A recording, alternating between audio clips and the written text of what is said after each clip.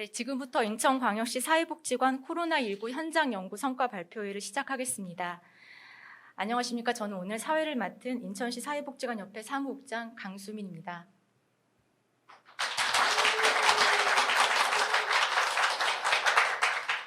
네, 오늘 성과 발표회는 인천시 사회서비스원의 지원으로 사회서비스원과 저희 협회가 공동 주관하는 행사입니다. 당초 인천시 사회복지관 20개소의 관장님, 부장님들 그리고 연구에 참여했던 종사자분들을 모두 모시고 내빈들도 초대해서 또 진행하고자 하였지만 아시다시피 최근 오미크론 변이 바이러스 출현과 또 코로나19 확진자가 증가하는 상황을 고려해서 규모를 많이 축소해서 진행하게 되었습니다. 네, 오늘 행사는 영상 녹화 후에 저희 협회 유튜브 계정에 게재해서 오늘 현장에 참석하지 못하시는 분들께서도 추후 시청하실 수 있도록 할 계획입니다. 지난 2년간 코로나19라는 국난 상황에서 사회복지 현장 또한 많은 어려움과 급격한 변화를 겪을 수밖에 없었습니다. 저희 협회 회원기관에서는 이런 어려운 상황 속에서도 사회복지관의 본연의 기능을 수행하고 또 재난을 극복하기 위해 최선을 다했습니다. 그 현장의 실천들과 또 연구 성과들을 담아서 2권의 연구 보고서를 출간하게 되었습니다. 그리고 오늘 그 성과를 공유하기 위한 자리를 마련하게 되었습니다. 오늘 성과 발표에 참석해 주신 분들을 소개하겠습니다. 인천시 사회서비스원 유혜숙 원장님 참석해 주셨습니다. 큰 박수 부탁드립니다. 네, 인천시 사회서비스원 김지영 정책연구실장님 참석해 주셨습니다. 큰 박수 부탁드립니다. 네, 인천시 복지정책과에서도 참석해 주셨는데요. 신유선 팀장님 참석해 주셨습니다. 감사합니다. 복지정책과 주혜경 차관님 참석해 주셨습니다. 감사합니다.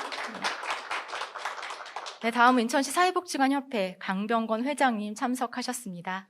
큰 박수 부탁드립니다. 네, 인천시 사회복지관협회 박종실 부회장님 참석해 주셨습니다. 감사합니다. 네, 저희 협회 백진희 부회장님 참석해 주셨습니다. 감사합니다. 네, 저희 협회 교육정책분과 위원장이시자 또 세아종합사회복지관 김용길 관장님 참석해 주셨습니다. 큰 박수 부탁드리겠습니다. 네, 지금 현장에 계신 오늘 토크 콘서트 참석하시는 그 연구팀 종사자분들은 곧 시작되는 콘서트에서 또 소개해 드리도록 하겠습니다. 네, 다음은 인천사회서비스원 유혜숙 원장님의 개회사가 있겠습니다. 원장님을 앞으로 모시겠습니다. 따뜻한 박수 부탁드리겠습니다.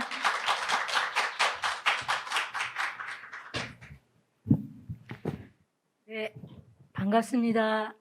오늘 이렇게 의미 있는 자리에 함께 할 수 있어서 너무나 기쁘게 생각합니다.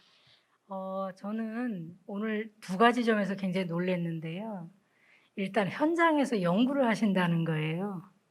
사실 저도 이제 현장 깊숙이 왔는데 와보니까 현장에선 정말 대응하기 하루하루 대응하기도 벅차고 그래서 그 일을 하기도 벅찬데 이분들이 돌아보고 정리하고 또 협력해서 이런 현장에서 대안을 만든다는 거 이거는 정말 희한한 분들이 아니면 못합니다. 그런데 예, 인천에 우리 사회복지관 협회는 그 일을 해요. 그래서 저는 너무 자랑스럽고요. 2번째 놀라운 것은요, 연구도 벅찬데 대응을 넘어서서 대안을 내시더라고요. 대응하기도 벅찬데 지금 이 코로나 위기라고 하는 것은 실제로 보면은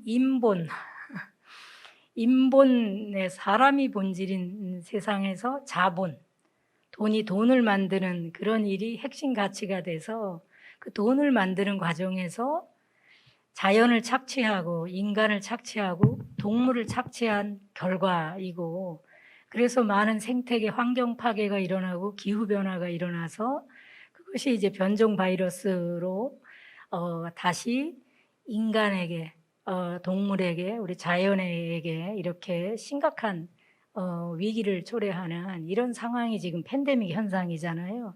그래서 이게 일시적인 현상도 아니고 신종플루, 메르스, 사스, 코로나, 뭐 델타 변이, 지금 오미크론 앞으로 계속 지속될 수밖에 없거든요. 자본주의가 계속 자본을 만드는 과정에서 계속 위험을 뿌리고 그 위험은 지금 국가적 차원을 넘어서 전 지구적 차원으로 우리 모두의 보편적 위험으로 이렇게 돼서 정말 이 속에서 많은 분들이 희생하고 그리고 너무나 고통스러운 그런 상황 속에 있습니다. 그런데 저는 우리 복지관 협회야말로 그런 대응을 넘어서서 대안을 만들어 가시잖아요. 저는 오늘 보면서 기후위기라는 이런 그 자연을 착취한 이 결과물인 그 팬데믹에 대응해서 기후위기라는 것을 주제로 거기에 취약계층들, 특히 그들과 함께 더불어서 보통의 시민들이 얼마나 위험스러운지 이런 부분을 연구해 주었다는 게 너무 감사하고요. 그 다음에 본질도 연구해 준 것은 감사한데 구체적이고 실질적인 해결 방안들, 온택트 서비스 이것에 대해서 고민하고 실행하시고 또 오늘 사례 발표를 하신다고 하니 단순한 분석뿐만 아니라 구체적 방안을 내어주신 것도 너무나 감사한 일이거든요. 그래서 인천시 복지관협회 아니면 그리고 여기 같이 모이신 우리 신유선 팀장님도 계시고 그러는데 정말 민간과 공공이 협력해서 이런 사회적 위험에 같이 이렇게 공동 성찰하고 집단지성을 만들어서 내는 힘이 아닐까. 그래서 그 매개 역할을 조금 한 저희 사회 서비스원으로서도 너무나 감사한 일입니다. 복지가 사회적 위험에 대한 대응이잖아요. 복지관은 늘 사회적 위험에 앞장서 왔습니다. 그래서 기존에 이렇게 자본주의가 생기면서 위험이 만들어졌을 때 그냥 불쌍한 사람들이나 겨우 케어하는 그런 역할들을 했는데 1884년에 토인비홀, 복지관의 시조죠. 토인비홀은 나서서 불쌍한 사람을 위해서가 아니라 그래서 클라이언트가 아니라 시티즌, 시민들, 그들을 시민으로 보고 시민 공통의 문제에 대해서 for가 아니라 with, 함께 그 문제에 대해서 성찰하고 대안을 만들어가는 그런 모형으로 처음 만들어진 대안이 바로 토인비홀 복지관의 시초가 되었습니다. 역사적으로도 복지관은 사회적 위험에 가장 뱅가드로서 선두로서 길을 내왔고 그리고 그 길을 계속 유지해서 그 작은 런던의 이스트엔드라는 작은 지역에서 복지관을 매개로 이렇게 공공과 민간과 함께 위험에 대해서 토론하고 마음을 다해서 그것에 대해서 길을 내려고 했던 사람들이 모이니 복지관으로부터의 그런 힘들이 마을을 바꾸고 그 다음에 영국을 바꾸고 그 주변의 서유럽, 북유럽을 바꿔서 복지국가의 길을 내는 그런 등불이 된 것이 바로 복지관의 역사입니다. 저는 오늘 인천의 우리 복지관 협회가 우리 강병권 회장님도 앞에 계시지만 정말 사회복지계의 등불처럼 항상 앞선 또 선배로서 역할을 해주셔서 제가 후배 한 사람으로 너무나 감사드리고요. 이런 좋은 분이 또 계시지만 같이 협력해서 따라와 주시는 분들이 없으면 못해요. 오늘 여기 함께 하신 관장님들 의기투합해서 같이 해주시고 이렇게 해서 지금 이런 새로운 위험, 환경의 문제, 이 위험, 본질적 문제에 대해서 길을 내는데 인천복지관이 또 앞장서게 된 것에 대해서 너무 기쁘고 감사하게 생각합니다. 저희 사회서비스원도요, 이분들과 함께라면 앞에서든 뒤에서든 어느 때든지 여기 힘을 다 보태겠습니다. 그래서 이렇게 멋진 분들이 함께 길을 만들어가는 그런 인천의 복지가 너무나 기대되고요. 모쪼록 건강하시면서 우리 앞으로 인천복지 새로운 복지의 그 희망을 만들어내는 우리가 걸어가면 길이 됩니다 하고 힘내면서 그렇게 또 멋지게 걸어가 봅시다. 또 오늘 이런 귀한 자리를 만들어 주신 강수민 부장님이 떠는 걸 오늘 처음 봤습니다. 오랫동안 그 정도로 긴장하고 같이 아주 마음을 다해서 이렇게 모은 이런 귀한 자리입니다. 그래서 힘내시고요. 저희도 함께 그런 길에 같이 계속 저희 사회서비스원도 함께 하겠습니다. 고맙습니다. 네, 감사합니다. 따뜻한 개회사 감사드립니다. 다시 한번 큰 박수 부탁드리겠습니다. 네, 이어서 인천시 사회복지관협회 강병건 회장님의 개회사가 있겠습니다. 회장님을 앞으로 모시겠습니다. 큰 박수 부탁드리겠습니다. 코로나19 현장 연구 성과 발표회를 갖게 돼서 상당히 기쁩니다. 그런데 굉장히 아쉽네요. 오늘 시장님도 함께 하시기로 하셨고, 준비할 때는 의장님도 하시기로 하셔서 또 허정식 국회의원님도 함께 하시기로 하셨고, 시의회 김성준 문화복지위원장님은 오늘과 내일 연수가 있어서 마음으로 응원하겠다는 이런 말씀을 듣고 꼭 오셔야 될 분들이 다 오시는, 또 더 있습니다. 한국사회복지관 협회장, 또 서울 경기 지회장도 함께 하겠다는 약속을 받았는데 다 아시다시피 확진자가 급속하게 늘어나고 오미크론 변이 바이러스까지 생기면서 이렇게 오늘 녹화를 하고 다음 주 초에 온라인으로 게시를 하는 것으로 방법을 바꿔서 많이 아쉽습니다. 그렇지만 올해 두 가지 연구, 사회복지관에 또 사회복지관뿐이 아니라 사회복지기관에 사회복지 현장에서 꼭 필요한 온택트 사회복지 서비스에 대한 연구와 또 기후위기에 대응해서 사회복지기관이 어떻게 서비스를 할 것인가에 대한 두 가지 연구는 굉장히 소중한 연구라고 생각 들고요. 조금 전에 리허설하는 걸 봤는데 연구자들이 너무나 연습하는 거지만 실제 토크 콘서트와 똑같이 해주셔서 녹화를 안 해도 될 정도라고 이렇게 느꼈습니다.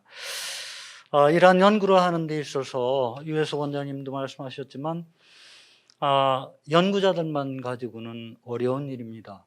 20개 사회복지관에서 같이 협력을 했고 참여를 해줬고 또 이 연구 내용을 가지고 앞으로 실천에 반영을 할 때 가치가 있다고 생각합니다. 그래서 20개 복지관의 관장님들과 사회복지사 여러분, 사회복지관 종사자 모든 분들께 이 자리를 들어서 감사의 인사를 드리겠습니다. 감사합니다. 그리고 늘 우리 현장에서 실천을 하면서 또 좀 더 전문성을 높이기 위한 연구를 하고 싶었는데도 여러 가지로 여건이 잘 안 돼서 어려움을 겪던 차에 인천광역시 사회서비스원에서 현장과 함께하는 연구를 이렇게 진행해 주신 데 대해서 깊이 감사드립니다.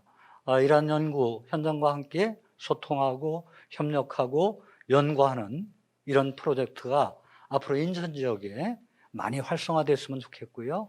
인천에서 좋은 모델이 만들어져서 전국으로 확산돼서 우리 사회에 서비스가 필요한, 복지 서비스가 필요한 시민들이 더 행복해지기를 바라겠습니다. 다시 한번 연구 지원해 주신 인천광역시 사회서비스원에 감사드리고요. 또 이 게시가 되면은 이 영상을 시청해 주시는 모든 분들께 감사드리면서 시청하시는 분들에게 작은 선물을 준비했습니다. 이 영상을 게시하면서 그 선물에 대해서는 함께 안내해 드리도록 하겠습니다. 여러분 감사합니다. 네, 다시 한번 큰 박수 부탁드리겠습니다. 감사합니다. 네, 이번 순서는 토크 콘서트 첫 번째 시간입니다. 온택트 서비스 사례 연구 성과를 딱딱한 그런 보고 형식이 아니라 좀 친근한 방식으로 토크 형식으로 발표하시겠다고 합니다. 인천시 사회복지관 온택트 서비스 사례 연구는 지난 7월부터 협회 교육정책 분과와 또 사회서비스원의 정책연구실이 함께 연구 추진에 대한 구체적인 논의를 진행했고요. 지난 8월 20개 사회복지관의 코로나19 위기 대응 사업에 대한 조사를 시작으로 해서 6명의 연구팀을 구성하였고요. 그 이후에 종사자 대상 초점 집단 면접, 대면 회의 등을 통해서 오늘 최종 보고서를 발간하게 되었습니다.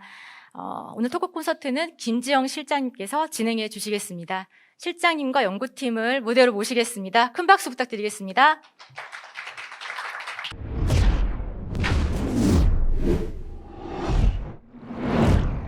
인천광역시 사회복지관 온택트 서비스 사례 연구 출간 기념 토크 콘서트 시청자 여러분 반갑습니다. 저는 진행을 맡은 인천사서원 김지영입니다. 올해 9월에 연구팀 킥오프 미팅을 할 때만 해도 보고서가 나올 때쯤이면 코로나도 한풀 꺾여서 다들 한자리에 모여서 발간을 축하할 수 있을 것이라 생각을 했었습니다. 오늘 다 같이 뵙지 못해서 아쉽지만 이렇게 온라인으로 뵙게 되니 온택트 서비스의 의미와 필요성을 더욱더 실감하게 되는 것 같습니다. 토크 콘서트를 시작하기에 앞서서 연구팀을 소개하겠습니다. 먼저 연구 기획부터 20개 복지관의 코로나 대응 사업 성과 분석, 초점 집단 면접 진행, 정책 제언 도출까지 종횡무진 활동해 주신 세아복지관 김용길 관장님이십니다. 감사합니다. B그룹 초점 집단 면접을 운영하시고 성과자료 시각화와 꼼꼼한 검독으로 보고서의 품격을 높여주신 세아복지관 백혜원 부장님이십니다. C그룹 초점 집단 면접을 운영하고 풍부한 현장 경험에서 우러나온 다양한 정책 제안으로 보고서를 풍성하게 해주신 갈산복지관 구시은 부장님이십니다. A그룹 초점 집단 면접을 운영하고 현장 종사자의 시각에서 참신한 아이디어를 제안해 주시고 타고난 꼼꼼함으로 보고서의 완성도를 높여주신 노년복지관 이주연 과장님이십니다. 네, 그럼 본격적으로 토크 콘서트에 들어가겠습니다. 먼저 김용길 관장님, 네. 복지관장이시자 인간역 교육정책위원장으로 눈코 뜰 데 없이 바쁘신 와중에도 이번 연구에서 아주 핵심적인 역할을 해주셨는데요. 보고서가 발간되기까지 뜨거웠던 과정을 소개해 주십시오. 네, 핵심적인 내용을 역할을 했다고 하니까 부담은 되는데요. 사실은 뭐 저만 바쁜 게 아니라 현장에 있는 사회복지사들이 정말 눈코 뜰 데 없이 바빴고요. 또 특별히 여기 함께한 연구진들은 저는 이제 자발적으로 왔다라고 저는 확신하고 있고요. 그리고 열심히 정말 몇 개월 동안 어려운 상황 속에서 참여를 해서 이런 성과가 났다라고 생각합니다. 특히 개인적으로는 뭐 이런 연구에 참여할 수 있다는 거에 대해서 잘 영광스럽게 생각을 했고 또 좋은 경험이 됐던 것도 사실이었던 것 같습니다. 작년에도 비슷한 작업을 했던 것 같은데요. 작년에 이어서 이런 작업을 할 수 있었던 가장 큰 개인적 동기와 또 필요성은 코로나 상황 속에서 사실 방역 당국이나 또 의료진들의 헌신, 노력 뭐 이런 것들은 매스컴을 통해서 보도가 잘 되는데 사실 사회복지 현장에서 어떤 일을 하고 있는지 심지어는 어떤 분들은 니네 뭐하니? 라고 물어보시는 분들 계시거든요. 그런 안타까움이 사실 있었고요. 그래서 우리의 모습들, 우리의 노력들을 좀 알리자라는 취지에서 시작되었다고 생각합니다. 작년 뭐 사례조사에서 자료집을 출간했고 또 공유를 통해서 온라인으로 나눴던 생각도 나긴 하는데요. 올 초에 그 인천사회서비스원 그리고 인천시 사회복지관협회에서 사전 협의를 통해서 이런 연구를 좀 해보자라는 협의점이 있었고 그리고 그런 것을 통해서 사회복지관의 노력들, 현장의 모습들을 좀 알리는 작업을 하는 게 의미가 있겠다라는 그런 과정 속에서 힘들고 어려웠지만 이런 작업을 할 수 있었던 것 같고요. 특히 지금도 기억이 나는 게 인천에는 20개 복지관이 있는데요. 그중에 유일하게 섬에 있는 복지관이 하나 있습니다. 그 백령 종합사회복지관이라는 곳이 있는데요.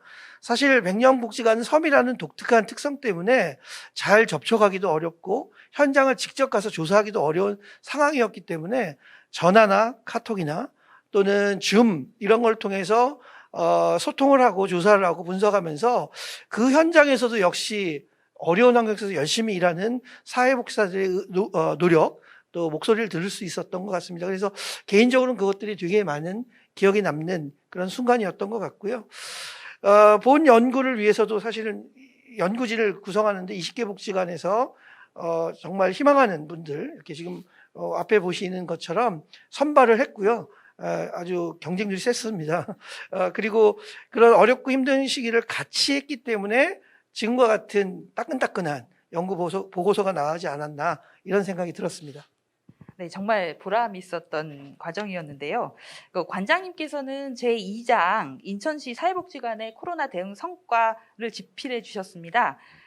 집필 과정에서 가장 주목해서 봐야 될 성과라고 생각하셨던 것은 무엇인가요? 네, 아마 보고서를 나중에 보시는 분은 아시겠지만 이 연구 보고서의 성과는 두 가지로 저희가 분석을 했는데요. 지금 말씀하신 양적 성과와 질적 성과 부분을 나누어서 분석했는데 특히 양적 성과 부분은 사실 올 8월 1일부터 8월 23일까지 그 기간 동안에 사전에 작성된 연구 설문지를 20개 복지관에 배포를 하고 그리고 관리자급들이 그것들을 분석해서 작성한 내용들을 가지고 저희가 이제 연구 보고서로 양적 어떤 성과로 제시했는데요. 특히 그 양적 성과 지표로 대표적으로 제시했던 게 코로나 대응 상황 속에서 실시했던 사업 개수, 그리고 그 프로그램에 이용했던 지역 주민 참여 인원, 그리고 후원금 총액, 그다음에 사례관리 서비스 이용자 수 등을 중심으로 해서 양적 성과를 분석했던 내용이 있었고요. 그리고 20개 복지관이 다양한 사업들을 수행했는데 그것들을 약 20개 정도의 사업으로 분류해서 그것들을 이제 양적 성과로 분석했던 내용들이 있습니다. 특히 지금도 뭐 다 설명드릴 수 없지만 20개 복지관이 공통적으로 많이 했던 사업들을 좀 조사해 보니까 총 사업 개수는 20개 복지관 490여 개 사업들을 운영을 했고요. 코로나 대응 관련된 사업을 이야기하는 겁니다. 그것들을 나눠보니까 기관당 평균 24개 정도의 사업들을 운영한 걸로 분석이 됐습니다.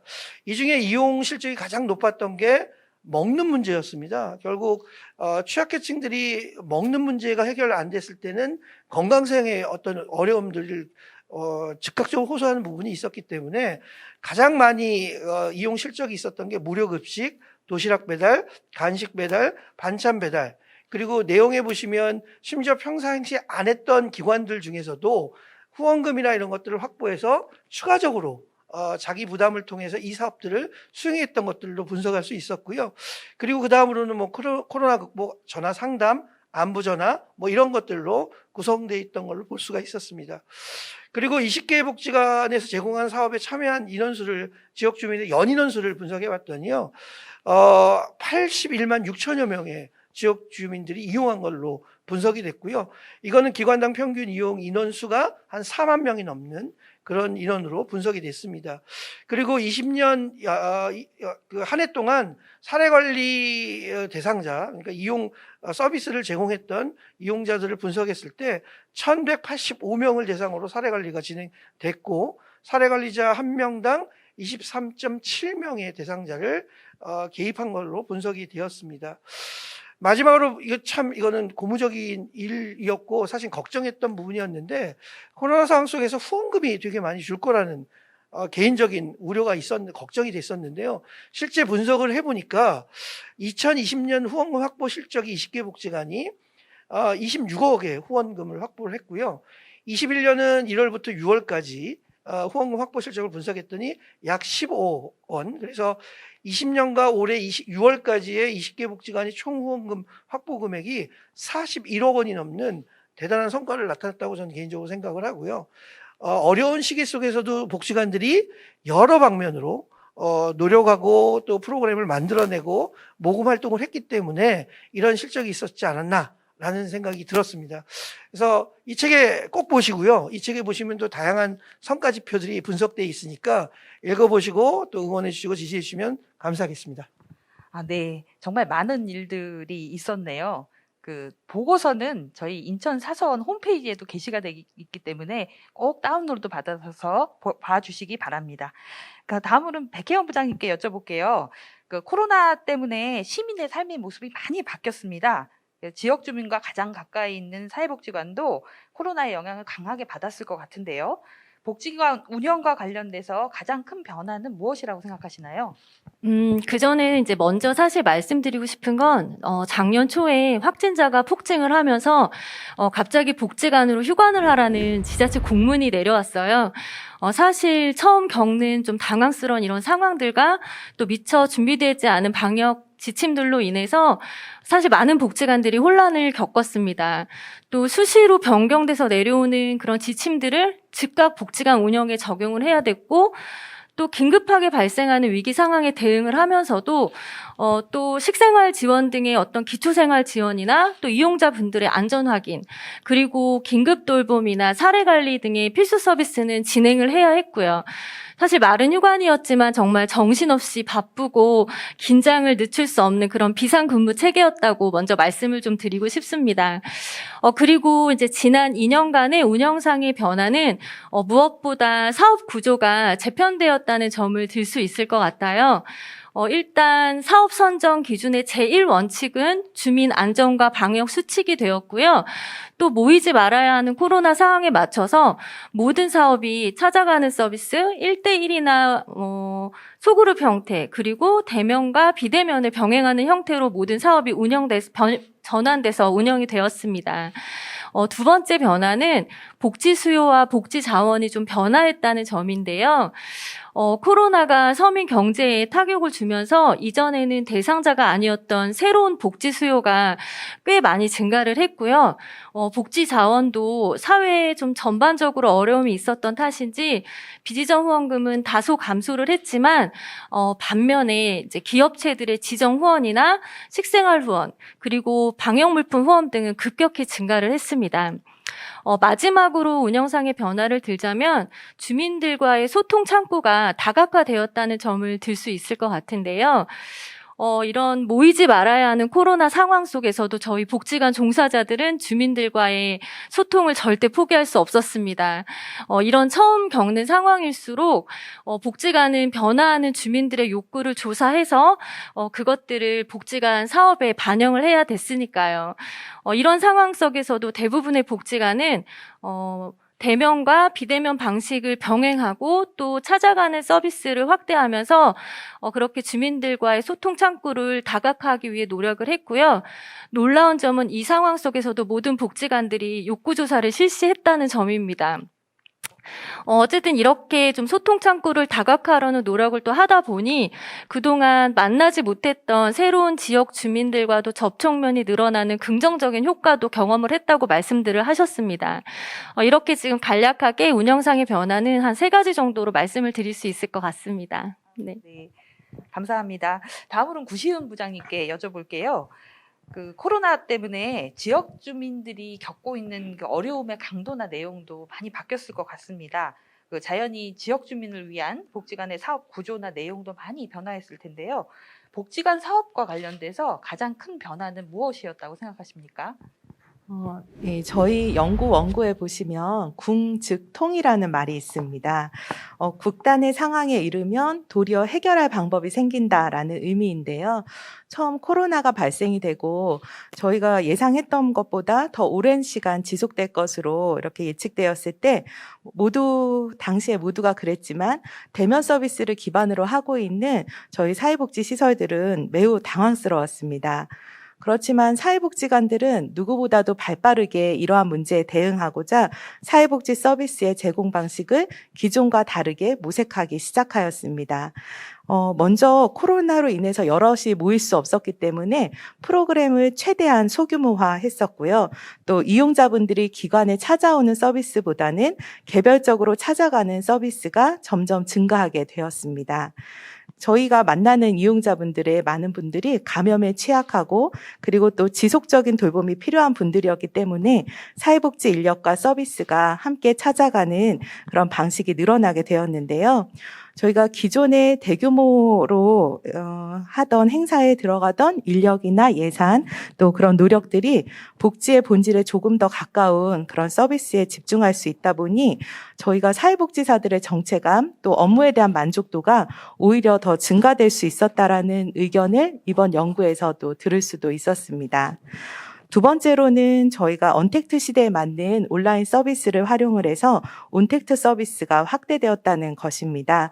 기존에도 홈페이지나 유튜브 등을 통한 온라인 서비스가 있었지만 기관의 일방적인 홍보 정도에 그쳤던 부분이 코로나 시기에는 주민들과의 소통 또 서비스의 제공을 위해서 보다 더 적극적으로 활용되기 시작했습니다. 그래서 유튜브를 통해 프로그램들이 각 가정에서 같이 할 수 있는 콘텐츠들로 배포가 되었었고요. 또 오픈 채팅방을 통해서 주민들 간의 소통, 또 기관과 주민의 소통이 활성화되기도 하였습니다. 줌과 같은 화상 방식을 통해서 저희 프로그램이 진행되기도 했는데요. 이런 코로나 비대면 시대에도 서로 다른 기관들이 네트워크가 지속될 수 있었던 이유는 온라인 회의 방식이 빠르게 자리를 잡았기 때문이기도 한 것 같습니다. 세 번째로는 저희가 새로운 위기계층 주민을 발굴하고 지원할 수 있었다는 것입니다. 코로나로 인해서 일용직 노동을 하시던 분들이 일자리를 잃어서 생계가 막막해지고 또 학교에 가던 아이들이 학교를 가지 못한 채 집에 방치되었을 때 저희 복지관들은 이러한 현상이 사회적 위기다라는 것을 빨리 감지를 하고 이에 대한 적극적인 지원을 개발하였습니다. 그래서 일자리를 잃으신 분들의 생활이 유지될 수 있도록 저희가 위기가정 지원 사업을 진행을 했었고요. 또 학교에 가지 못하는 아이들의 긴급 돌봄을 실시하기도 했습니다. 또 결식이 우려되는 아동들의 식생활을 지원하기도 했고요. 또 슬기로운 집콕 생활이 가능할 수 있도록 가족들이 온라인으로 할 수 있는 그런 행사들도 실시할 수 있었습니다. 코로나가 처음 시작되고 확산되었을 때 저희 복지관들은 위기 대응 체제로 전환을 해서 계속해서 다양한 방식으로 기존의 이용 주민들이 사회와 더 멀어지지 않도록 지원을 했고요. 또 새로운 위기에 처한 주민들을 발굴하고 그들이 삶을 유지할 수 있도록 지원해 왔다고 할 수 있을 것 같습니다. 네, 정말 많은 수고를 해주셨는데요.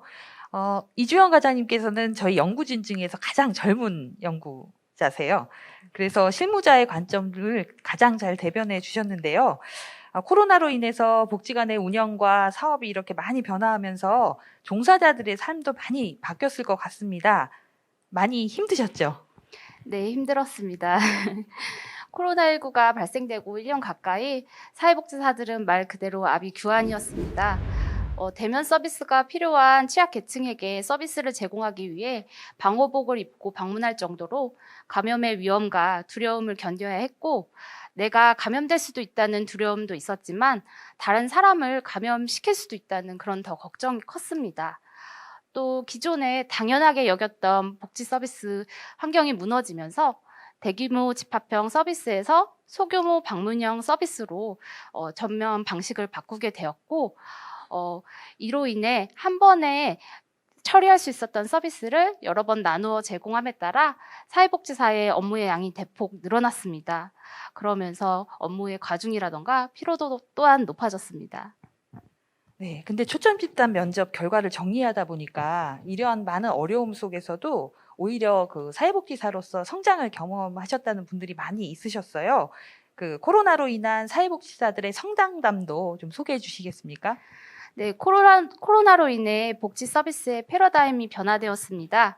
이로 인해 사회복지사들이 활동 영역이 넓어지면서 새로운 분야를 배우기도 하고 또 성장하는 계기도 됐던 것 같습니다. 지역 주민이 복지관을 찾아와서 서비스를 이용하던 방식에서 사회복지사들이 직접 마을로 나가 지역 주민과 1대1로 맞춤형 서비스를 제공하였습니다. 주민 한 명 한 명 만나면서 욕구에 맞는 실질적인 서비스를 제공할 수 있었습니다.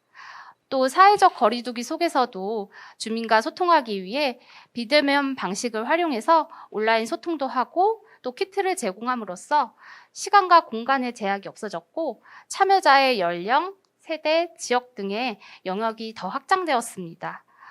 그러면서 비대면 참여로도 운영을 가능하다는 그 가능성을 본 것이 되게 가장 큰 변화라고 볼 수 있겠습니다. 네, 감사합니다. 연구를 하는 내내 코로나로 인한 어려움 속에서 복지관 종사자들이 보여준 열정과 창의성에 감탄하고 감동했습니다.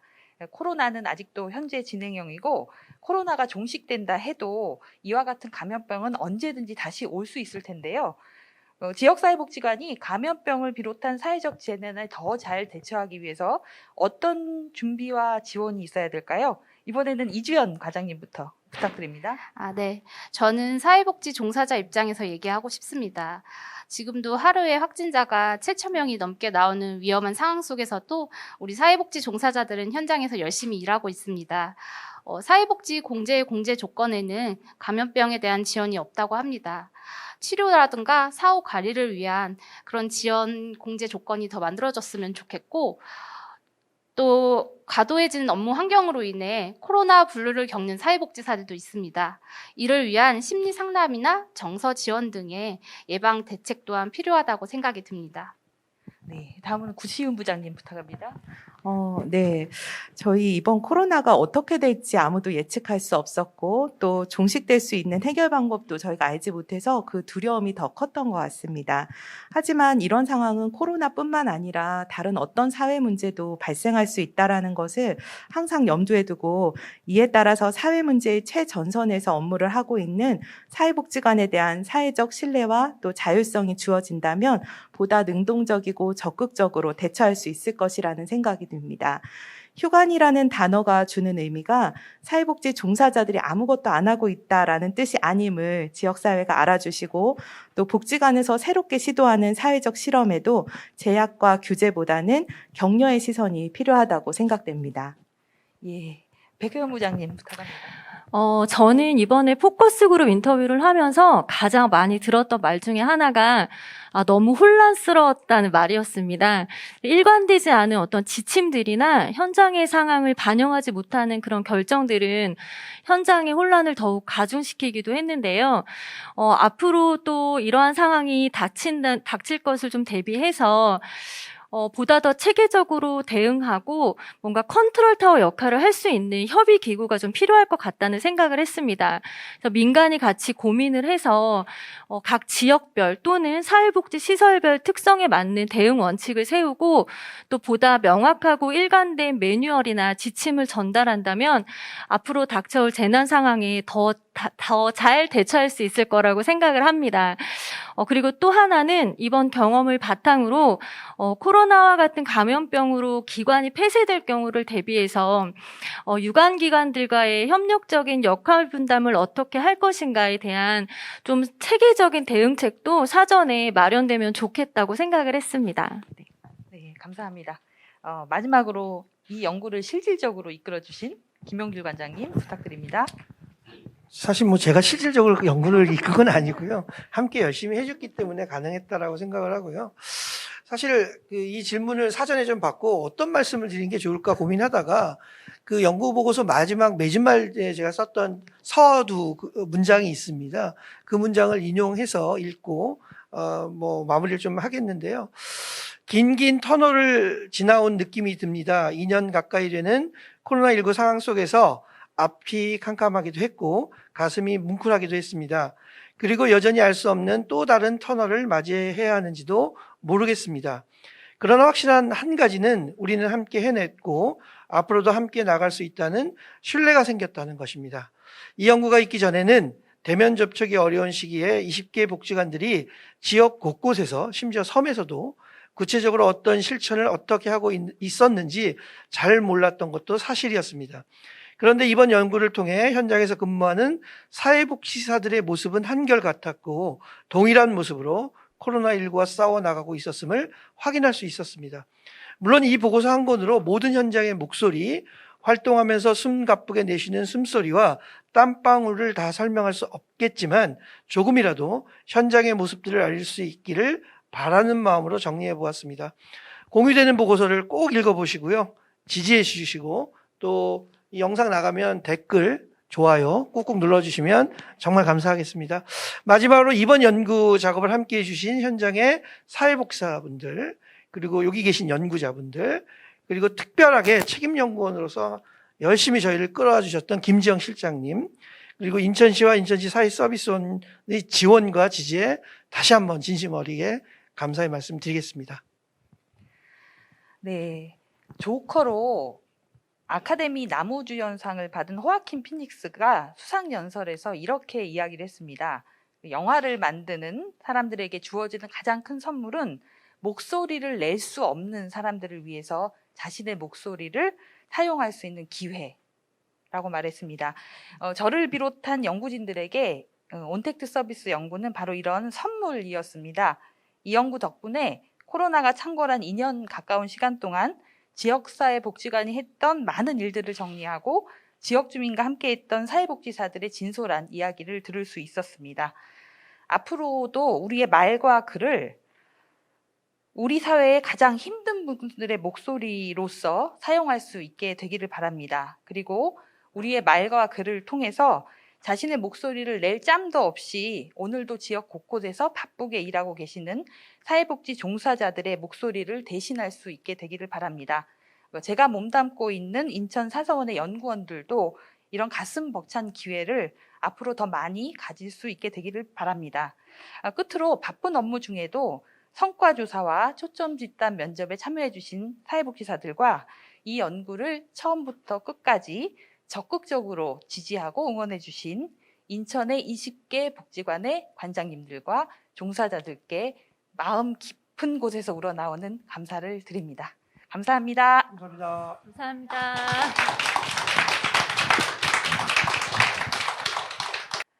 네, 잘 들으셨죠? 마치 보고서를 한 권 다 읽은 듯한 느낌인데요. 그래도 보고서 읽지 않으시면 안 되고요. 꼭 읽어주시면 감사하겠습니다. 인천 사회서비스원 홈페이지에 또 PDF 파일로 올려져 있으니까요. 꼭 읽어봐 주시면 감사하겠습니다. 그리고 보시면서 저도 복지관 종사자로서 굉장히 많은 또 그런 공감을 좀 받을 수 있었는데 또 위로도 좀 받을 수 있었던 것 같습니다. 그런 마음들을 좀 댓글에 많이 남겨주시면 감사하겠습니다. 네, 이번 순서는 토크 콘서트 두 번째 시간입니다. 기후위기가 취약계층에게 미치는 영향에 관한 연구 성과를 첫 번째 시간과 마찬가지로 친근한 토크 형식으로 발표하시겠습니다. 본 연구는 인천시 사회서비스원의 지원으로 기후위기와 사회복지 실천을 모여 생각하는 모임, 기사회생의 구성원인 책임연구원 김용길 관장님과 연구원 1명, 또 보조연구원 5명이 함께 기후위기로 인해 나타나는 다양한 문제들을 파악해보고 또 취약계층이 더 많이 또 어려움을 겪고 계셔서 그런 어려움들과 또 지역사회복지관이 어떤 대응들을 하고 있는지 또 앞으로 향후 문제 해소를 위한 방안을 제시하는 보고서를 발간하게 되었습니다. 오늘 토크 콘서트는 김용길 관장님께서 진행해 주시겠습니다. 네, 온택스 서비스 연구 토크 콘서트에 이어서 기후위기가 취약계층에 미치는 문제 및 해결 방안에 관한 연구 토크 콘서트 사회를 진행할 김용길 관장입니다. 반갑습니다. 코로나19 확산이라는 어려운 시기를 지내면서요. 여러 변화가 있었지만 그중에 더 특별한 것은 코로나19와 같은 감염병을 유발시킨 이유 중 하나가 우리가 많이 이야기하는 환경 파괴 문제와 그에 대한 관심이 급증하고 있다는 점입니다. 이런 시대적 문제에 관심을 가지고 있는 사회복지 현장 전문가들이 모였고요.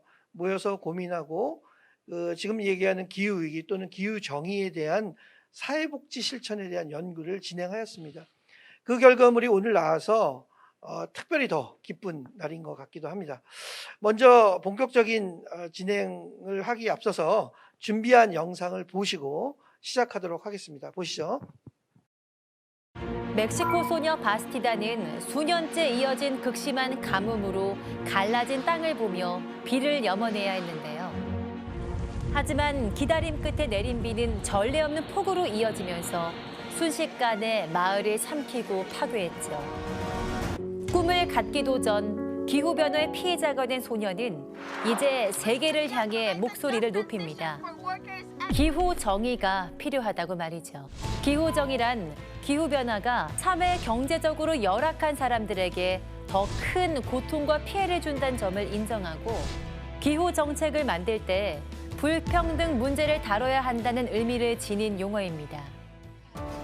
특히 기후변화 취약국가와 취약계층이 온실가스 배출 기여도가 매우 적음에도 가장 큰 피해자가 된다는 점에 주목하고 있죠. 소득계층별 배출량을 보더라도 상위 10%의 소득층이 전체의 절반 이상을 배출한 반면 하위 50% 소득층의 배출량은 단 7%에 지나지 않았는데요. 기후변화의 피해자인 바스티다는 태어난 곳을 떠나 타국에 발을 딛자마자 깨달았다고 하죠. 세계 어딜 가도 안전한 곳은 없다. 기후변화가 삶과 직결된 이들에게 절실한 생존권이 된 기후정의. 온실가스 배출에 책임 있는 선진국과 기업, 기득권 측이 책임 있는 행동을 보여줘야 할 때입니다.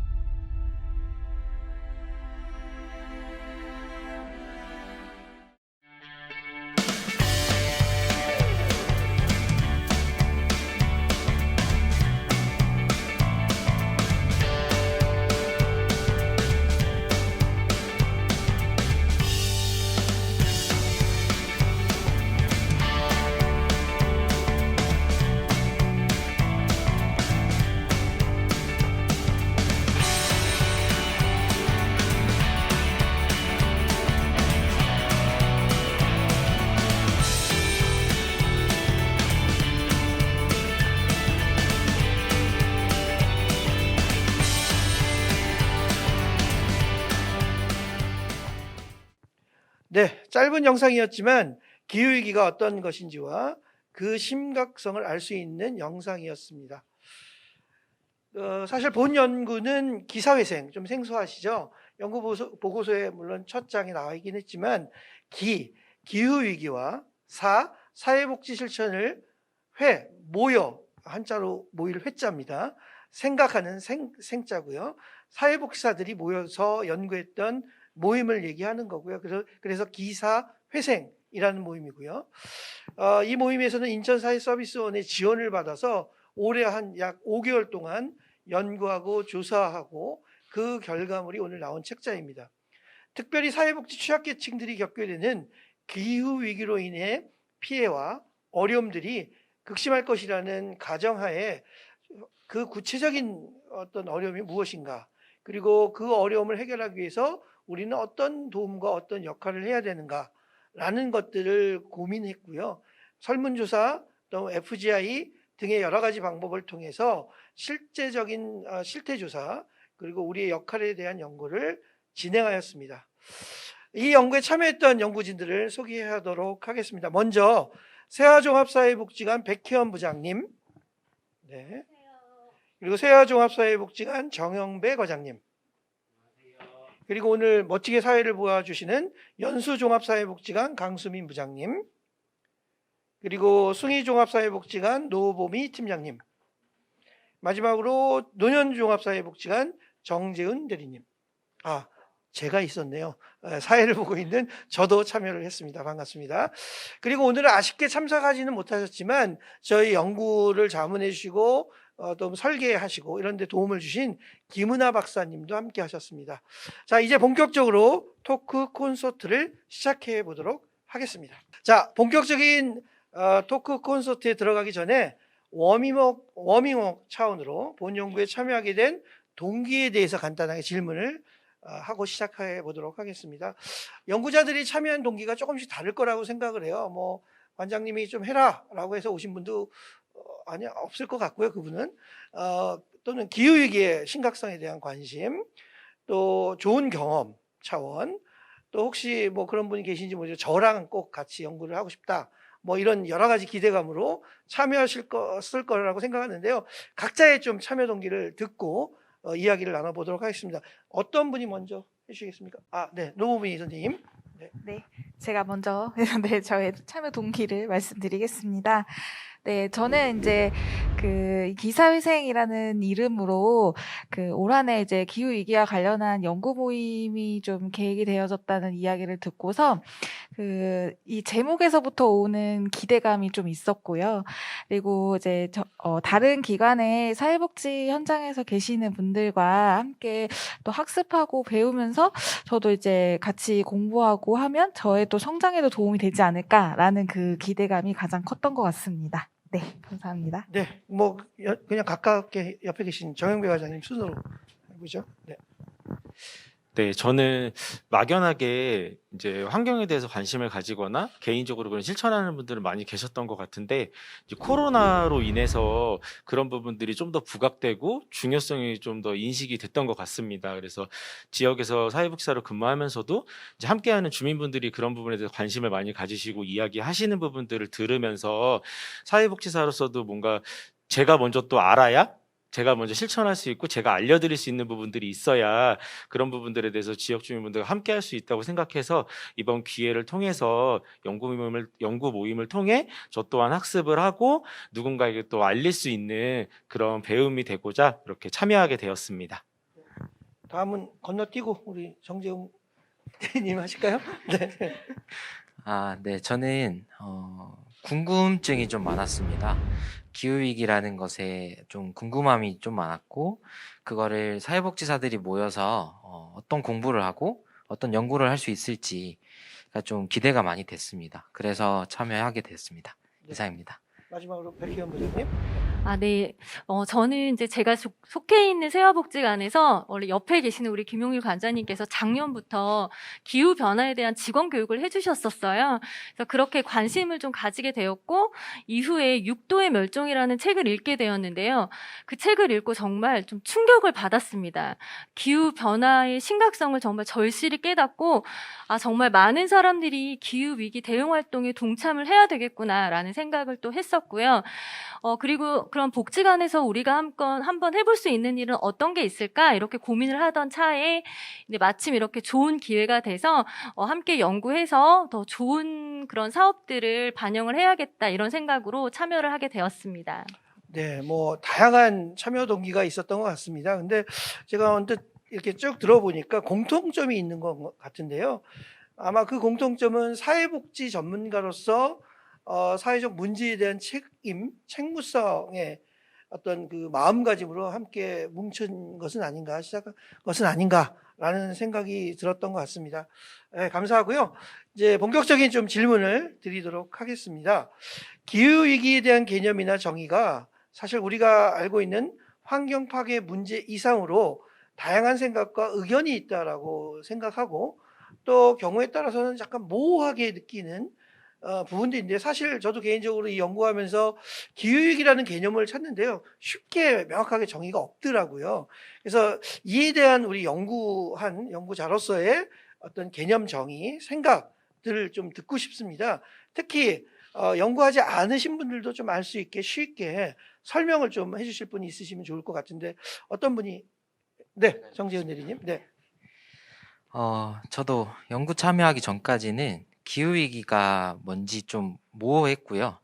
실제로 연구하면서도 기후위기를 여러 가지 공부하면서 찾아보려고 해도 명확하게 개념적으로 정해준 곳은 잘 없었어요. 왜 그런가 하고 봤을 때 저도 연구 참여하기 전까지는 지구온난화나 아니면 뭐 기후변화 이런 단어는 뭐 언론이나 뉴스에서 많이 등장을 했어서 익숙했는데 기후위기라는 단어는 생소했더라고요. 그래서 공부하면서 알게 된 것들을 같이 공유하고 싶습니다. 지구온난화라는 것은 지구 온도가 서서히 올라가는 현상이고 기후변화는 뭐 강우나 기온의 변화 같은 형태의 유형을 말하는 건데 이들 용어가 현 상황, 저희가 지금 처해 있는 상황을 심각하게 나타내지 못한다는 이제 학계의 입장들이 있어서 최근 들어 이제 기후위기라는 단어를 많이 쓰고 있다고 합니다.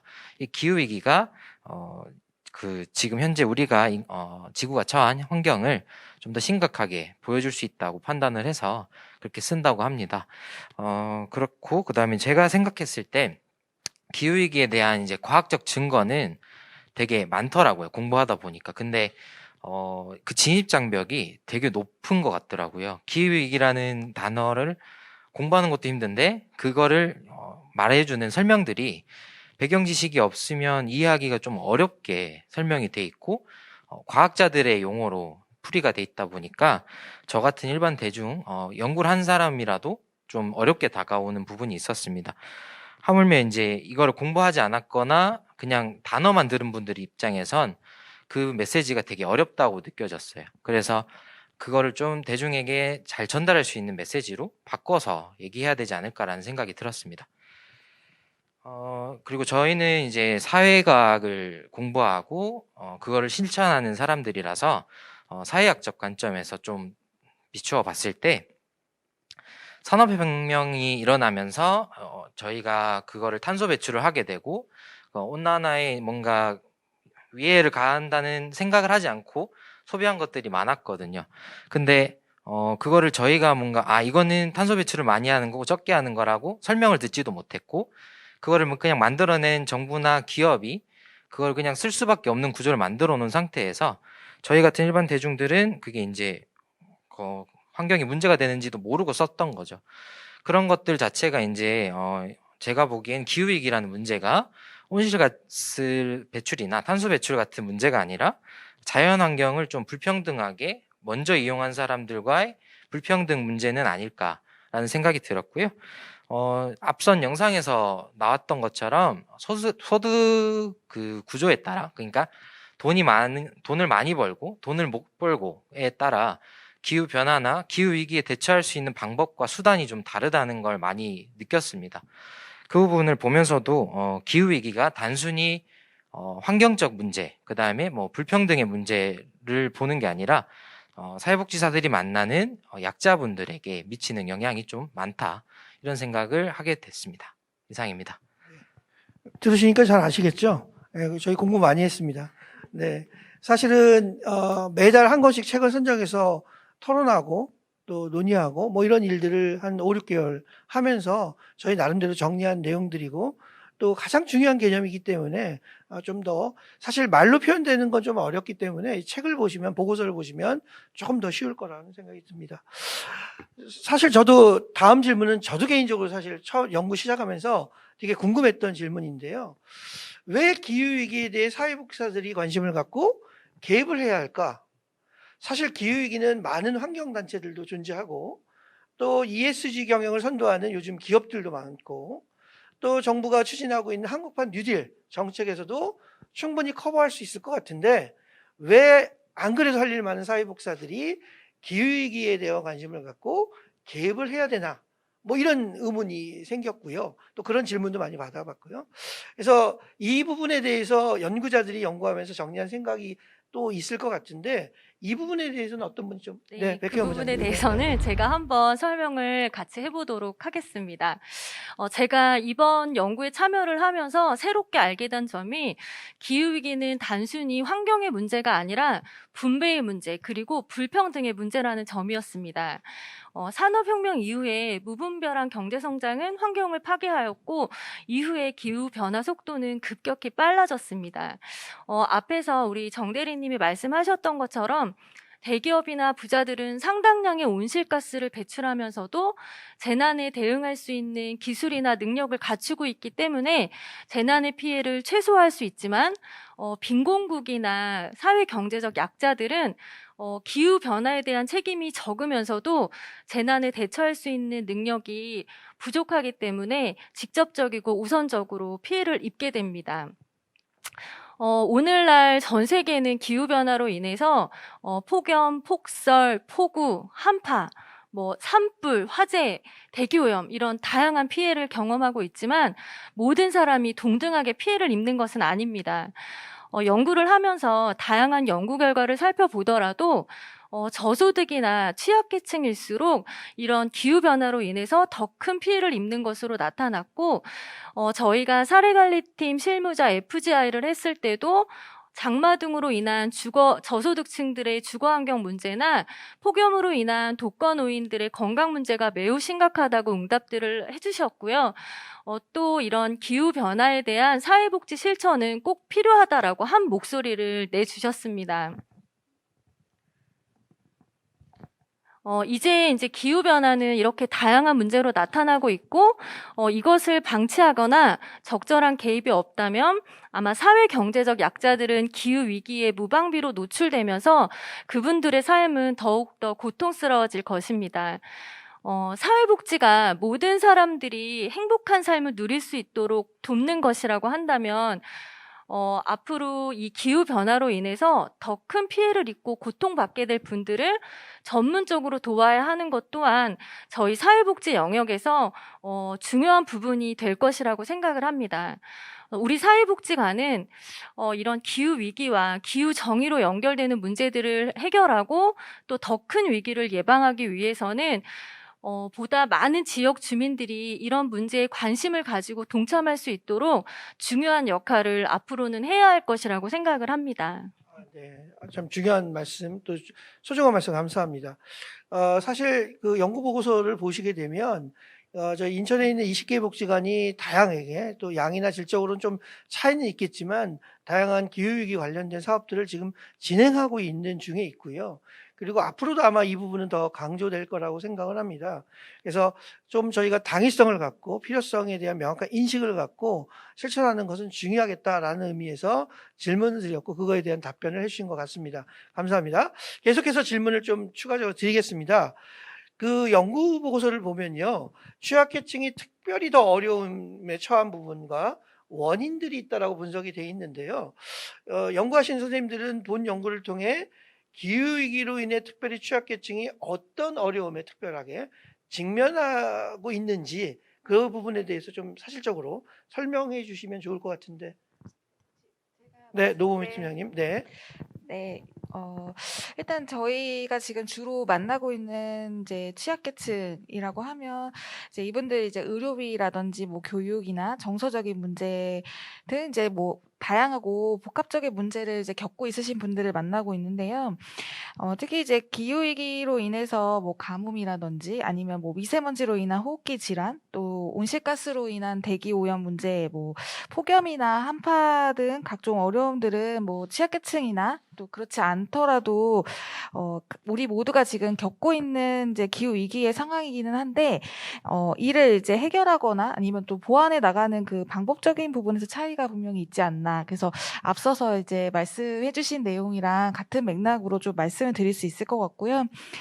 이번에 이제 저희가 그 취약계층이신 분들 118명 정도? 네, 저희가 이제 조사하면서 이제 의견을 좀 들어보니까 기후 위기에 대해서 이제 어떤 어려움을 겪고 계신지 어떻게 인식하고 계시는지를 좀 여쭤봤는데 지금 이제 코로나19가 아무래도 네, 저희가 모두 지금 많이 직면을 하고 있어서 네, 코로나19에 대한 이제 전염병 문제라든지 미세먼지로 인한 대기 오염 문제 그리고 이제 폭염 순으로 이제 많이 인식을 하고 계시다는 것을 알 수 있었습니다.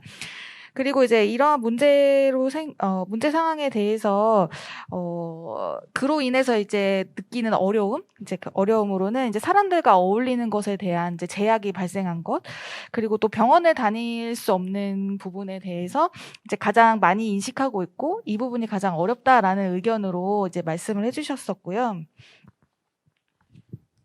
또 저희가 이제 포커스 그룹 면담으로 그 종합사회복지관의 사례 관리를 담당하고 계시는 이제 중간 관리자 분들과 이야기를 이제 나눴을 때 기후 위기로 인해서 이제 저희가 만나 뵙고 있는 경제적 어려움을 겪고 계시는 분들이 대체적으로 이제 이를 해결할 수 있는 방법적인 부분에서 뭐 저희가 예를 들면 이제 뭐 폭염이나 폭염에 대해서는 저희가 에어컨을 좀 더 가동을 한다든지 아니면 또 한파에 대해서는 이제 난방기구를 사용한다든지 이제 미세먼지에 대해서는 공기청정기를 사용한다든지 이런 부분에서 분명히 좀 일반적인 분들, 그러니까 대체적인 분들은 그 기구들을 이제 구매하시거나 활용하실 수 있지만 또 경제적인 어려움을 겪고 계시는 분들은 이제 그것을 구매하거나 또는 이제 유지하는데 또 비용이 더 많이 발생을 하기 때문에 그로 인한 이제 어려움이 분명히 더 크다라고 이야기를 많이 해주셨습니다.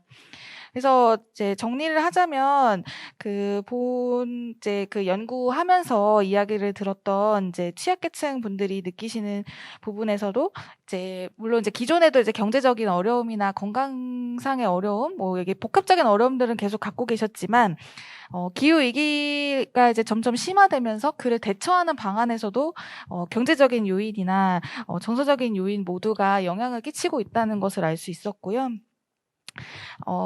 앞서서 말씀하신 이제 빈부 격차, 그러니까 이제 분배에 대한 부분이라든지 이를 이제 해결하는 부분에서 네, 그 취약계층 분들이 더 많은 어려움을 겪고 계시다는 것을 알 수 있었습니다. 네, 이상입니다. 네. 네, 뭐 사실은 또 조사를 더 해보고 또 지역이나 또 그 당사자의 어떤 상황에 따라서 처해지는 문제나 욕구는 조금 더 달라지긴 하겠지만 이런 취약계층들이 겪는 문제들이 분명히 있다라는 것들이 조사됐고, 그리고 향후 20개 복지관들이 이 취약계층을 위한 개입을 할 때 그런 욕구 조사와 실태 조사를 해서 그에 맞는 사업들을 적극적으로 할 필요는 있겠다라는 공감대는 형성된 그런 결과인 것 같습니다. 말씀 감사합니다. 이제 공식적 질문 마지막이 될 것 같긴 한데요. 사실 이런 여러 말씀을 들어보니까 기후위기에 대한 사회복지 실천이 필요하다고 생각이 저희만 되는 거라고 생각하지 않고요. 지금 뭐 보시는 분들 똑같이 느끼실 것 같은데요. 이제 중요한 건 인천에 있는 지금 저희는 인천 쪽에 연구니까요. 20개 사회복지관이 그럼 이런 문제 해결을 위해서 어떤 노력, 어떤 개입을 해야 한다고 생각하는지 그거에 대해서 지금 말씀 안 하신 정영배 과장님께서 말씀해 주시면 좋을 것 같습니다. 네. 네, 제가 마지막으로 네. 질문에 대해서 이야기하도록 하겠습니다.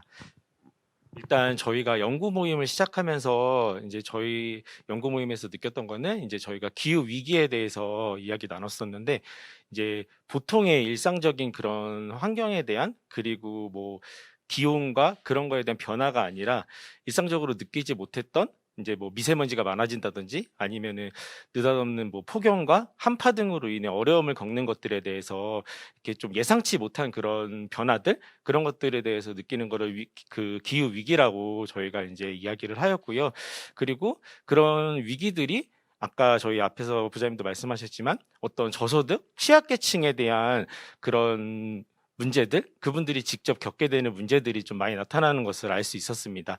근데 이런 것들이 설문조사에서 그 설문조사를 통해 확인해 보니까 직접 그런 겪게 되시는 취약계층 분들이나 저소득층 분들은 그거를 기후 위기라고 생각을 하시지 못하더라고요. 단순하게 기온이 변화가 되고 그런 뭐 더우니까 덥지 아니면 추우니까 춥지 하시면서 그런 일상적인 그냥 변화로만 생각하시지 위기라는 그런 단어를 쓰면서 그걸 체험하시지 못하는 것을 보고 저희가 이런 연구 모임을 통해서 이거는 사회복지적으로 우리가 뭔가 접근해야 될 그런 문제구나라는 것을 연구 모임을 통해서 좀 확인을 할 수 있었고요. 그래서 이제 코로나19에 대한 대응도 문제지만 이제 20개 저희 종합사회복지관들은 이런 기후 위기에 대해서 좀 선제적으로 좀 대응을 했다고 생각을 합니다. 기후 위기에 처해져 있는 그런 상황에 처해져 있는 취약계층 분들에 대한 직접적인 문제에 대해서 또 접근을 했었고요. 또 이런 부분을 좀 더 알리고자 함께 해결해야 될 문제라고 과제로 삼고 주민분들과 함께 하고자 하는 다양한 그런 인식 개선 캠페인이라든지 그다음에 주민 교육들을 통해서 그런 부분들을 좀 지역사회에 알리고자 하는 부분들에 대해서 좀 선제적인 역할을 하였다고 평가되고 말할 수 있을 것 같습니다. 근데 이런 부분들이 조금 더 지역사회와 함께하고 좀 더 효율적으로 하기 위해서는 저희가 좀 공통의 그런 방향성을 설정하고 정책적인 제안을 한다든지 오늘과 같은 이런 자리를 통해 다양한 연구 모임과 그다음에 사업에 대한 매뉴얼 그리고 좀 자료집 같은 그런 제작들을 통해서 조금 더 저희가 하나된 목소리를 낼 수 있는 그런 환경이 좀 마련돼야 되겠다고 생각을 하고요. 그래서 이제 각 지역사회복지관이 속해져 있는 그런 개별적인 환경에 대해서 지역의 특성에 따라서 이제 사업들을 또 하시면서 또 각자의 목소리를 함께 낼 수 있는 그런 방향을 설정해서 공통으로 추진하는 그런 역할을 좀 함께 나간다면은 이제 인천시에 있는 시민분들이 좀 더 그런 선도적인 그런 사회복지 서비스를 제공받으실 수 있는 그런 환경이 좀 마련될 거라고 생각하고요. 그래서 이제 저희 이제 비사회생 이런 연구 모임을 통해서 이제 그런 선도적인 역할을 저희가 좀 할 수 있지 않았나, 그 시작을 좀 알릴 수 있지 않았나 하는 생각을 합니다. 네. 사실은 저희 연구 보고서에 보시면 그 재현 쪽에 그 사업 운영에 대한 제언 몇 가지, 정책적 제언 몇 가지 이렇게 정리해 놓은 게 있습니다. 그걸 보시면 좋을 것 같고요. 더 추가적으로 아마 이제 시간 관계상 압축해서 이제 정영배 과장님께서 이제 설명을 해주셨고요. 그러나 이제 뭐 그게 꼭 정답은 아닐 수 있습니다. 앞으로 같이 고민하고 같이 노력해야지만 또 우리가 합리적인 또 실질적인 대안들이 만들어질 수 있을 거라고 생각합니다. 시간이 많이 지났죠. 이제 공식적 질문, 좀 딱딱한 질문은 이제 끝내고요. 마무리하는 질문을 좀 드리도록 하겠습니다. 마지막으로 연구 참여자로서 간단한 소감, 또 마지막 꼭 이 말을 안 하고 가면 나는 잠을 못 잘 것 같다. 이 말씀, 마무리 멘트 좀 각자 해주시면 좋을 것 같은데 어떤 분이 먼저 하실까요? 네. 제가 먼저 네. 저희 순서와는 다르게, 네. 정재현 대리님, 네. 네. 먼저 얘기해야 안 겹칠 것 같아서요. 저는 처음에 궁금함을 시작해서 모임을 시작했고, 지금 이제 마무리하는 단계인데요. 공부하면서 그런 생각이 계속 들었어요. 선행 연구가 좀 부족하다. 그러니까 기후위기와 사회복지 실천과 관련된 앞선 선행 연구가 좀 없었다는 게 좀 안타까웠습니다. 그럼에도 이제 저희가 이렇게 연구를 시작을 했고, 그거에 관심을 가지는 분이 많다는 생각이 들었고요. 그것과 관련해서 앞으로도 계속 관련된 뭐 연구를 할 수도 있고, 아니면 실무자들이 모여서 어떤 사업을 하고 어떤 대안을 만들지 뭐 모임을 만들 수도 있을 것 같고요. 그런 형태의 그냥 앞으로 사회복지계에서 기후위기에 대처를 하고 사회적 약자분들을 어떻게 도울 수 있는지에 대한 방법을 함께 논의할 수 있는 자리들이 만들어지면 좋겠다는 생각을 했습니다. 이상입니다. 저는 이번에 이제 연구에 참여를 하면서 기후위기 실태의 심각성뿐 아니라 정말 분배의 문제, 그리고 불평등의 문제, 그리고 이게 인권의 문제까지 연결된다는 것을 정말 깨닫게 되었어요. 그래서 모든 사람들이 기후위기 대응 활동에 동참을 해야 한다라는 생각을 하지만 실제로 저희 모두가 마음은 있지만 어떻게 해야 하는지 방법을 잘 모르기도 하고 실제로 참여하는 게 쉽지 않잖아요. 그래서 이번 연구를 통해서 우리 복지관들이 이런 사업에 대한 필요성을 모두 깨달았다고 한다면 보다 많은 지역 주민들이 보다 쉽게 참여할 수 있도록 여러 복지관들이 한 마음으로 실천을 해야 할 때라고 생각을 합니다. 그리고 또 무엇보다 이번 연구를 통해서 우리 사회복지관의 역할이 하나 더 생겼다는 점에 저는 좀 의의를 두고 싶습니다. 네. 일단은 하고 나서 또 느낀 것도 있지만 이제 앞으로가 좀 더 기대되는 그런 마음이 좀 들었고요. 그리고 참 시기가 적절하게 이런 환경과 그다음에 저희가 이런 모임을 했다라는 생각이 들었습니다. 그래서 이거보다 좀 더 늦게 시작하거나 좀 더 저희가 늦게 모여서 이런 이야기를 나눴다면은 좀 그 의미가 좀 더 빛을 발하지 못했을 것 같은데, 코로나 시기에 좀 어려운 상황이고 모일 수도 없고 줌으로 하는 경우들도 많았지만 좀 필요하다는 생각하에 이런 모임들을 함께 참여했고, 이런 연구 모임에서 같이 이야기 나눌 수 있어서 좋았고요.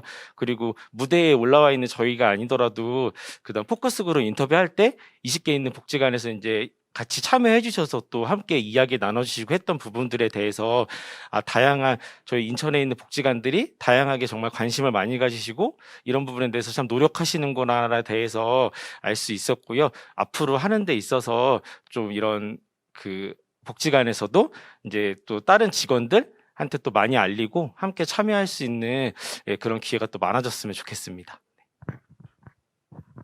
네, 저도 네, 제가 먼저 말씀을 드렸어야 됐는데 앞에서 다 저희가 이제 계속 같이 모여가지고 이야기를 나누면서 비슷한 이야기들을 계속 나눴어가지고 제가 먼저 말씀 못 드려서 좀 아쉽긴 한데 저는 이제 우선은 이제 아까 처음에 말씀드렸던 그 참여 동기 관련으로 이 한 해를 이렇게 보내면서 정말 좋은 분들과 같이 이제 학습하고 또 그 생각하는 것들을 같이 저도 이제 들으면서 저의 또 생각이나 여러 가지로 영향을 많이 받은 것 같아요. 그래서 저에게는 너무나 좋은 경험이었고 이제 말씀 주신 대로 이게 이제 시작은 조금 약간 호기심과 약간 또 코로나라는 또 변수가 있으면서 그 기후 위기 또 뭐 기후 문제 중요하지 뭐 이렇게 이제 좀 막연하게 생각을 했었었는데 이제 학습도 하고 또 연구도 하고 또 이제 실무자분들의 이야기도 들으면서 진짜 중요한 부분이 있었구나. 그리고 특히 또 종합사회복지관 사회복지사로서 취약 계층에 계시는 주민분들에게 이런 어려움이 있고 이거를 이제 저희가 어떻게 같이 함께 잘 도울 수 있을지 또 주민 모임의 차원에서 또 주민들이랑 어떻게 같이 호흡하면서 이 문제를 좀 해결해 나갈 수 있을까에 대해서 또 진지하게 고민할 수 있는 시간도 되었고요. 활동하면서 덕분에 또 내년에 네, 또 이제 여러 가지 이제 주민 모임이라든지 이제 서비스라든지 이런 것들에 대해서 또 많이 고민을 할 수 있었어요. 그래서 내년에는 또 지역사회복지관에서 또 제가 이제 있는 그 지역에서 이제 주민들이랑 같이 어떻게 이 기후 위기에 대해서 좀 우리의 작은 실천들을 모아서 하나씩 좀 변화해 나갈 수 있을까에 대해서 좀 고민할 수 있는 계기도 됐고 좋은 기회가 돼서 네 정말 감사했습니다. 네. 네, 감사합니다. 시간은 좀 많이 지났지만 이거 편집하지 마시고 꼭 제 멘트도 넣어주시기 바랍니다. 정말 꼭 드리고 싶은 말씀이었고요. 사실 코로나 이런 상황이 아니면 시장님도 모시고 시의원 의원님도 모시고 그리고 우리가 연구했던 것들 또 가장 드리고 싶은 말씀이 이 부분입니다. 저는 개인적으로 혹시 인천시가 브랜딩하는 가치가 개념이 뭔지 아세요 혹시? 인천시가? 네, 환경특별시입니다. 그죠? 근데 아쉽게도 환경특별시로서의 어떤 역할을 하는지 시민들은 체감을 못하고 있어요. 분명히 무슨 역할을 하겠지만. 그래서 인천시가 저희 연구 보고서를 좀 꼼꼼히 보시고 우리나라에서 처음으로 기후위기 전담 사회복지사를 20개 복지관에 배정해 주신다면 아마 우리나라 최초이면서 또 선도적인 사업들을 나가는 중요한 시작점이 되지 않을까라는 생각을 갖고 있고요. 이거는 사실은 이 기후위기라는 문제는 사실 뭐 3년, 4년 개입해서 해결될 문제는 절대 아닙니다. 앞으로 30년 아니 50년 그 이상이 되는 장기적인 관점을 가지고 투자를 해야 되고 변화를 주도해야 되는 사업이기 때문에 이건 정말 꼭 필요한 사업이라고 생각을 하고요. 뭐 어떤 방식이든 간에 환경특별시로서 인천시가 우리나라를 주도하는 그런 정책과 예산을 배정해 주시라고 믿으면서 마지막으로 본 연구는 사실 저희만 한 게 아니라요. 사회복지 현장에 많은 선생님들의 의견들 또 지역 주민들의 어떤 참여가 있었기 때문에 가능했던 거라고 생각을 하고요. 특별히 인천시 사회서비스원의 전폭적인 지지와 응원들이 있었기 때문에 지금 같은 연구물이 나왔다라고 감히 말씀드릴 수 있을 것 같습니다. 그런 마음을 담아서 마지막으로 감사의 말씀을 드리면서 저희 토크 콘서트를 마치도록 하겠습니다. 감사합니다. 김은우 관장님 멘트는 꼭 살려주시기 바랍니다. 연구에 또 참여하시느라 또 오늘 토크 콘서트까지 준비하신 모든 분들께 정말 수고하셨고 감사드린다는 말씀 드리고 싶습니다. 다시 한번 큰 박수 부탁드리겠습니다. 네, 저희가 사업을 기획할 때 왜 해야 되는지 어떤 필요성이 명확할 때 그 목표했던 성과를 달성할 수 있다고 합니다.